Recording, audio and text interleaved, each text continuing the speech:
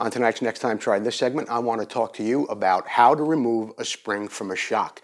Now, whether you have to rebuild a pair of shocks, you want to change the spring rate on your bike, or you just want to paint the bodies, whatever it may be, you want to be able to get that spring off so you get it down to looking like this. But that spring has a lot of pressure on it, and maybe sometimes if you're in your shop, you could push down on it while you get one of your friends to pull that retaining collar out, but it's not so safe and it doesn't always work. And depending on if you have a shock that has a very high rate of spring, you might not be able to pull that down with your hands. So I'm going to show you this little tool that I bought this week. It only cost me 30 bucks. I'm going to show you how it works right now. The kit we purchased came in a little box just like this, and I purchased it on a popular auction site. Inside that box, we've got the following items. These two pieces are going to connect to your spring up on the top. These two pieces will connect to this piece on the bottom, which will go on the bottom of your shock this way. They did not supply a bolt and a nut like this, so I just went onto the shelf and got one. So you'd put these two pieces on just like this. These two pieces also have to be put together. Just grab a regular 12 and a 13 millimeter wrench, tighten them up a little bit. Same thing for this one.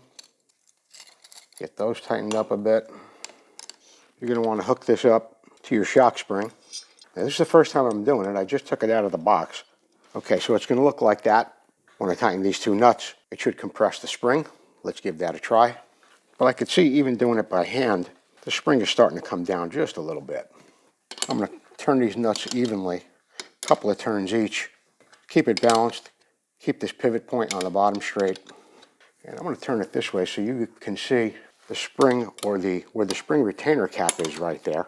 You'll be able to see that it is coming down as I tighten these nuts. I think it's just about down far enough already to where I might be able to get that cap out. And this is about the safest way and the best way you could ever get a spring off of a shock. There you go. We've got it off, got the spring compressed, and we're going to let some pressure back off. Then we can get our tool off the shock, remove the spring. We can continue on with whatever we want to do with our shock. If we want to paint it, whatever kind of service you want to do on your shock, that's how you want to compress the spring and get it off safely. It's not something you could really do without this tool.